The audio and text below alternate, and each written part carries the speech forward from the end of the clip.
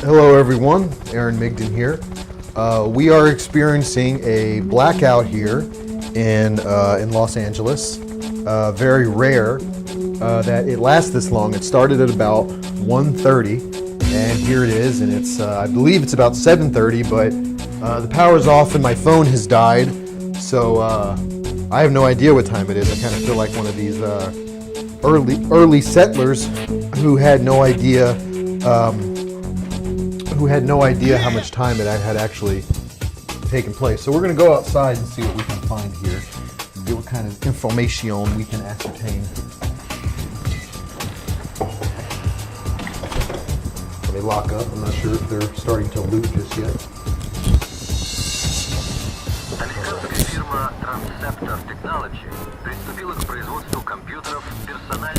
All right, so I'm noticing that it's not just our apartment building, that it's the next building over too. You can see that they got light flickering there, which would indicate that they're using candles. So let me see. Another thing I'm noticing is that there are lights on in the Hollywood, the houses in the Hollywood Hills, that they have their lights on. See if you can get all the way up there and see.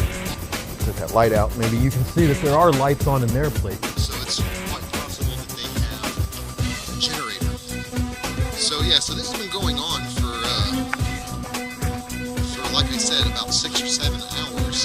Very rare for a city this size to have what is essentially a blackout. So I'm going to go up to Hollywood and Laurel. Please excuse the noise. Busiest intersections in Hollywood. Well, it's technically West Hollywood. This is where Hollywood Boulevard officially ends. The 8,000 block of Hollywood. You can see a lot of commuters are biking around, or driving around rather, not biking. Hey, do you know when power is supposed to be restored? Midnight, really? Wow. Do you know? Do you know what caused it? No idea. Just got home like an hour ago. Nice thing to come home to, yeah. Yeah. All right, thanks.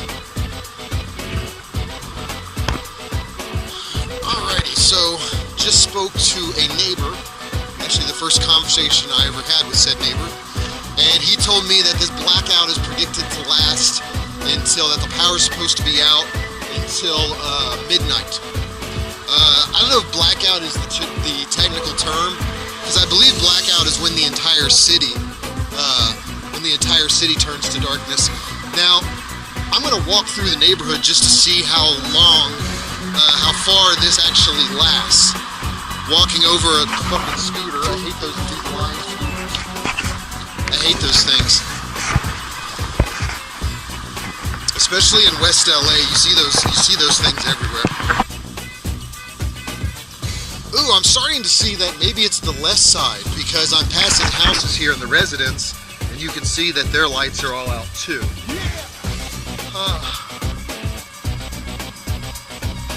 What a sordid state of affairs. Alright, so I'm approaching Hollywood and Fairfax. And yeah, definitely on the right side there's plenty of electricity. I wonder how long of an extension cord I have.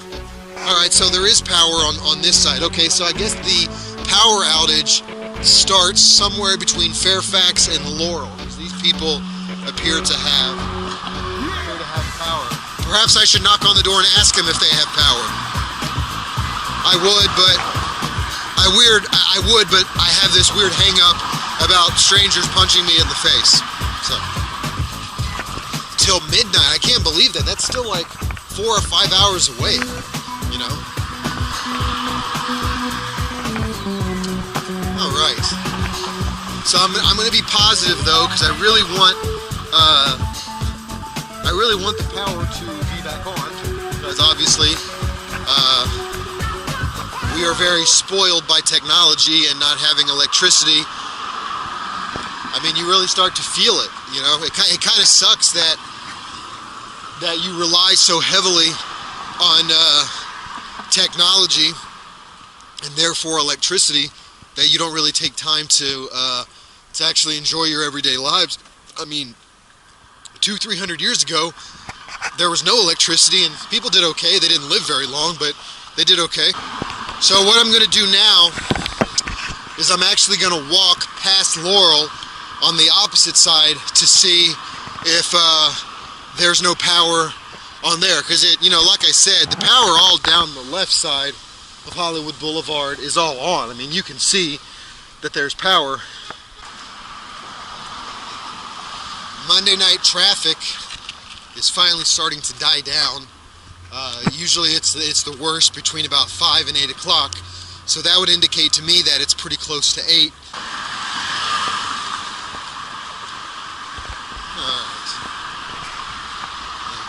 Do a little shortcut here back to my apartment. Let me go check on my bicycle, make sure it's okay. You never know. When power goes out, people start panicking what kind of behavior people are capable of. Well, I can see the handlebar, that's a good sign. Alright, bike's still in good condition.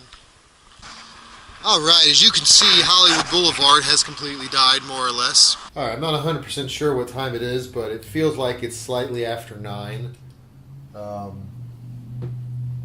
Wouldn't hurt these days to have a real watch, as opposed to a fake watch. So I've eaten the last of my Girl Scout cookies, so I'm only on the vapors right now. So just waiting. Any minute now, the power should kick back on. She says 9, but a neighbor told me 12. Although, what's his information is I haven't got the slightest. For who could love a beast? Who could learn to love a beast? I fucking love that. I was just like, what? Who could learn to love a beast? How about any woman in America? Fuck yeah, dude.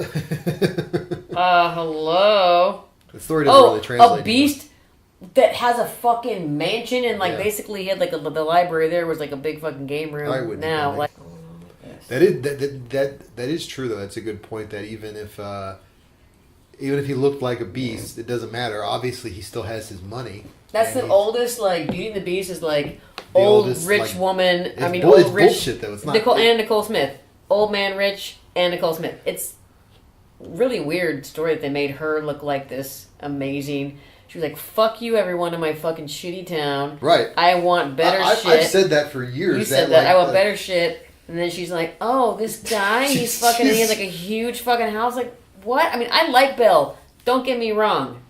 She's strolling through town going, why does anybody not like me? And she's just like, maybe it's because you're singing about how primitive they are, you know? Yeah. Fucking snooty There bitch. must be more than this provincial life. Fuck you. Yeah, for reals. The guy in the library was nice And then, to her. and then she's fortunate enough that the most handsome guy in town is like in love with her. Well, he's a fucking asshole. Well, it's more of a conquest for him, but it still doesn't escape the fact that the most good-looking guy probably in 30 or 40 miles wants her. Bro. Oh.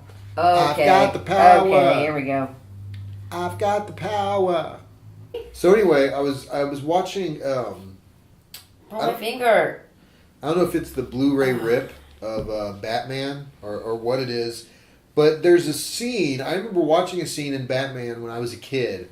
It's right after the Joker falls into the vat of goo, and there's this surgeon like working on him, and he's like, mirror, mirror. So scary. Right, but that scene isn't in the Blu-ray. I don't know why. That's like the best scene of the movie. Oh, and he's like his hands are all like bandaged and like silhouettes. Right, But he starts complaining. He looks in the mirror and he starts crying, and like I think he like breaks the mirror, and the guy's like German or something. He goes, "Well, you see what I have to work with here," and it's showing like the real primitive tools that he has.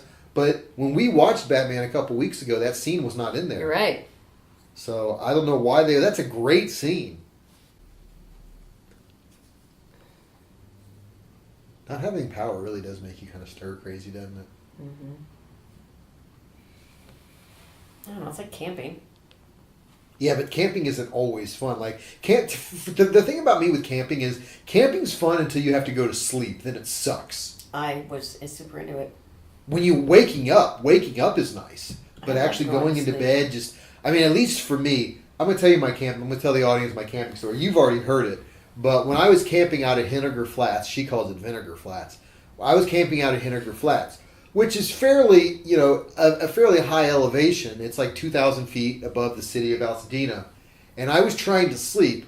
Now, keep in mind, when I go to bed, I take my contacts out. But I was sleeping, and I kept hearing this. But like bigger. It was That's obviously very scary. Because it was most likely a deer or something, but it was definitely an animal right outside my tent. And so I said, well, there's two ways of handling this.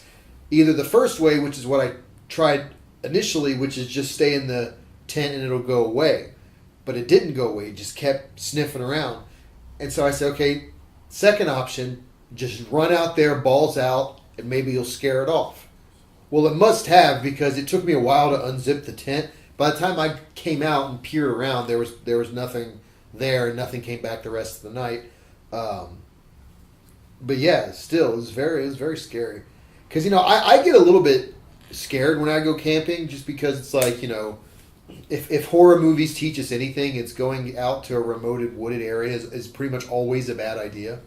You know what's cool about Nicole and I is if we watch a movie and I don't understand something, I'll ask her and she'll have a proper answer. And then if she doesn't understand something in the movie, she'll ask me and I'll have a proper answer.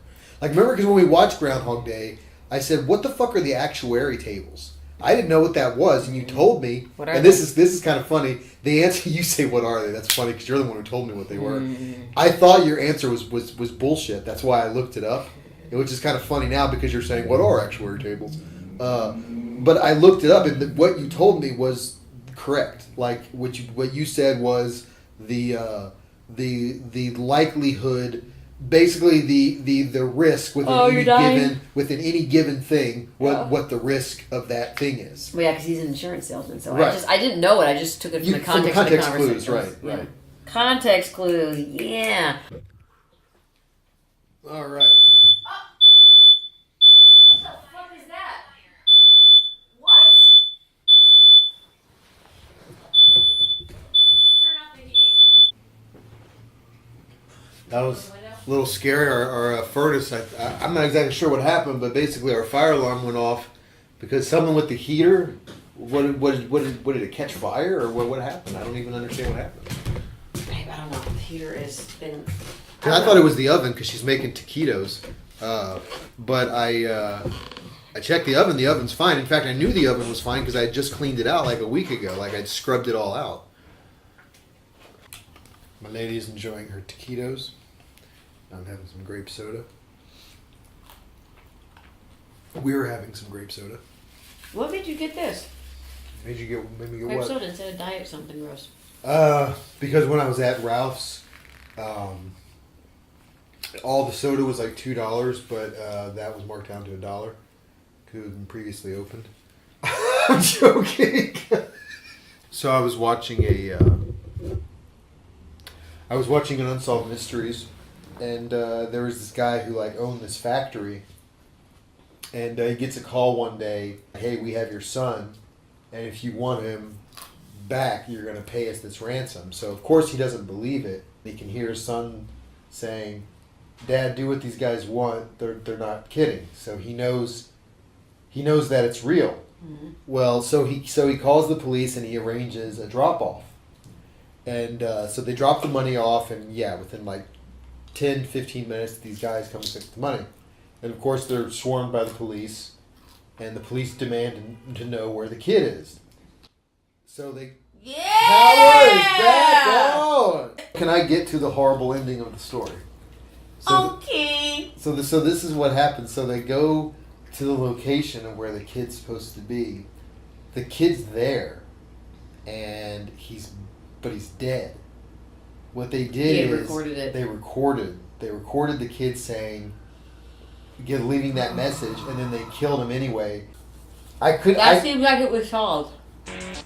It was. I forget what part of that. What part of that's unsolved. That's a very good point. I didn't think about that.